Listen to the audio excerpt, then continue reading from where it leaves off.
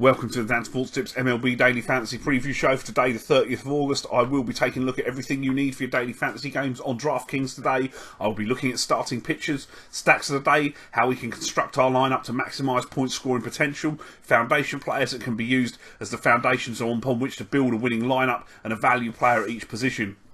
For anyone out there that hasn't had the opportunity to sign up and play Daily Fantasy Sports with DraftKings yet, I'll pop a link in the description for this video down below.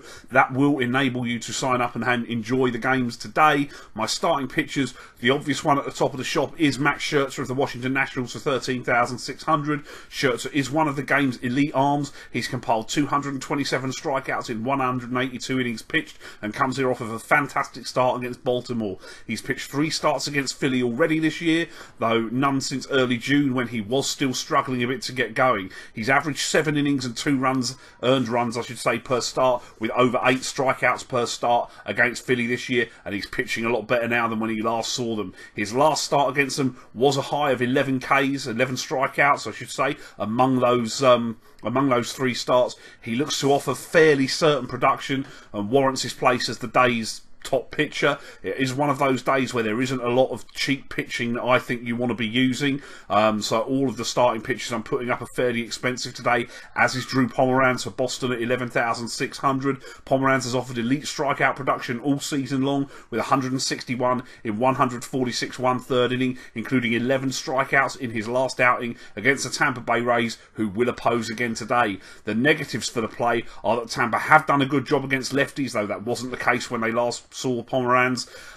Pomeranz has failed to win in 3 starts at Fenway this year and carries an ERA of 5.02 in the ballpark, though this is quite possibly a sample size anomaly because he had a 5-run outing that was short against the Giants on debut at Fenway, and I suspect we may get a very solid outing with a lot of upside on the strikeout side of things today.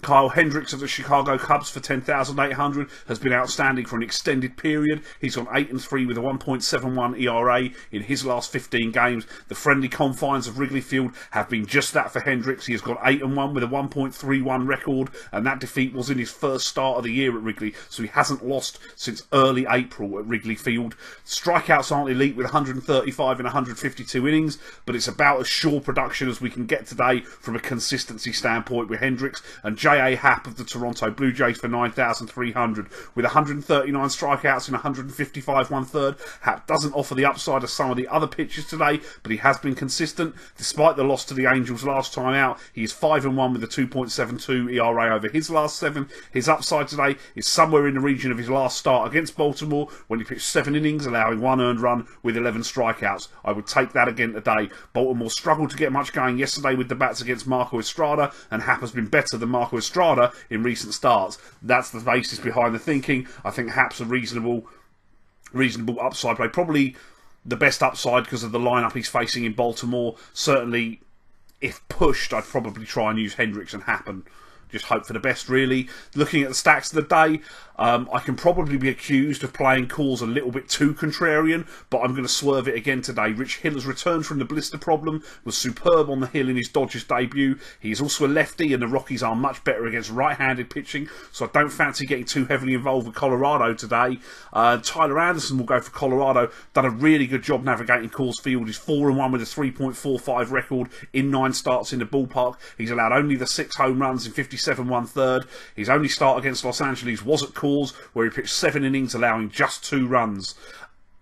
It's what you get out of the relievers, as we saw yesterday, that really makes a difference at Coors when the starters are good, because the relievers did serve some runs up yesterday. In all honesty, the home run is why you play Coors. The air's thinner, the ball travels further. If you're not going to get home runs, and I'm not sure we will do today, I just don't think it's worth the play. If you pushed me, I might stack some Rockies over Dodgers, but I'm just not that keen. There are other places I'd rather look. Talking of that, since a solid first start against a crosstown rival Cubs, Anthony Ronaldo has allowed 11 runs over 2 starts, failing to complete 6 innings. Detroit's lineup can hit. It could be worth siding with them for a second night in a row after they kind of let us down last night. First baseman Miguel Cabrera for 5,300. He's hitting at a 310 clip with 28 homers this year. He's hit 400 with a homer in his last 7. Second baseman Ian Kinsler for 3,900. He has a home run off of Ronaldo. 272 hitter, 23 homers, 13 steals on the year. Outfielder JD Martinez for 4,700. He's hitting 315 with 18 homers. Last 15 games he's hit at 400 level with 4 home runs. And outfielder Justin Upton for 4,200. He's 235, 18 home runs, including a homer yesterday. He's hit 308 with 3 homers in his last 7 games. The Josh Tomlin crash continues. He's gone 1-6 with an 8.53 ERA in his last 7 games. Plenty of power in that Twins lineup. We have every reason to stack us some Twins. Outfielder Max Kepler for 4,600. He has a home run and the platoon advantage against Tomlin, hitting 246, 15 homers the year. Third baseman Trevor Plouffe for 4,100. He has a homer off of Tomlin, 262, 9 home runs a season, 333, 2 homers the last 7 games. Second baseman Brian Dozier for 4,700. He's hitting 270 with 30 home runs. He's gone 323, 2 homers the last 7. Outfield Eddie Rosario for 3,600. He has a home run and the platoon against Tomlin as well, 266 with 8 home runs. Miguel Sano qualifies at third and in the outfield for 3,900. Another one with a homer off of Tomlin, 241 with 20 homers this year. And first baseman Joe Mauer completes a massive stack for $4,000. The platoon advantage in the matchup for him, 275, 10 homers the season. If you don't want to play 6 Twins, maybe Mauer's the one to drop out and find another first baseman, I think. And the final stack has to be the St. Louis Cardinals to continue their punishment of the rejuvenated Willie Peralta. While Peralta has been solid for his last 3 starts, in 15 efforts against St. Louis this year, he is for his career, he is 4-10 with an ERA over 5. Matt Carpenter qualifies at second and third.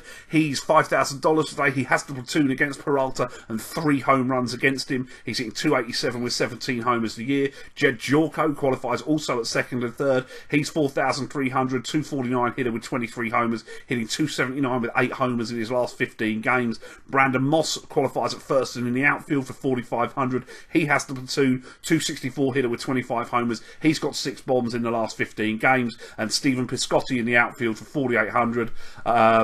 He's got 20 home runs on the year. He's hitting 310 with 2 homers over his last 7 games. To be honest with you, the way Wainwright struggled as well, the Brewers are possibly worth looking at as a stack as well. I think Wainwright's ERA is over 6 in his last 7 games and he's winless, but I didn't really want to put another stack up, to be honest. I felt that was enough for a day. I just thought I'd give it a mention.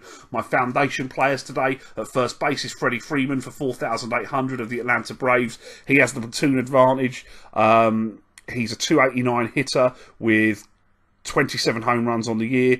He's hitting 352 with 6 home runs in his last 15 games. At second base, I'll take Trea Turner, who qualifies in the outfield for Washington for $5,000. He's hitting 341 with 5 home runs and 17 steals on the season. Over the last 7 games, he's hitting 515 with a home run. My third baseman, I'm going to stick with Josh Donaldson for Toronto for 5,400. Has a home run against Ubaldo Jimenez. He's a 385 hitter with 6 home runs in his last 7 games. Jonathan Villar qualifies at third and at short, which is where I will use him today for Milwaukee. 4,600. The switch hitters hitting 298 with 11 homers, stolen 50 bags this year. And in the outfield, I'll take Jose Bautista of the Toronto Blue Jays for 4,900. 229 hitter with 16 home runs, hitting 333 the last 7, and he hit a home run yesterday. My value place of that catcher is Sandy Leone of the Boston Red Sox for 3,400. The switch hitters hitting 353, and he's got 7 home runs. My first baseman is Brandon Belt of the San Francisco Giants for 3,700. He has hit a home run off of Zach Greinke. He has the platoon in the matchup. 277 hitter with 14 bombs on the year. At second baseman, I will take Starlin Castro of the New York Yankees. He's 3,900. He's a 267 hitter with 18 home runs on the year. He's hitting 355 with 3 home runs in his last 7 games. Third baseman Jake Lamb of Arizona for 3,900. He's got a home run against Johnny Cueto. He's hitting 260 with 25 bombs on the year.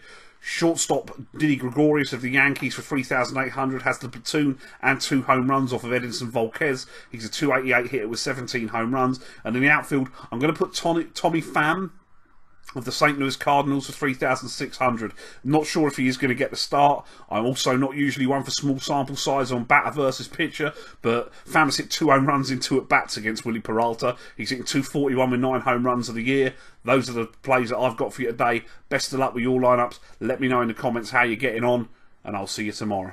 Thanks for watching the show. Don't forget to like the video, hit me up in the comments with the daily fantasy plays you like today, and press that subscribe button. Follow me on Facebook and Twitter. I will be here all MLB season and through the NFL season with daily fantasy sports advice. If you haven't signed up yet, or you're interested in starting to play daily fantasy sports, please click the link in the description for this video, and that'll take you where you need to go to start playing with DraftKings today. Best of luck with your lineups and have a great day.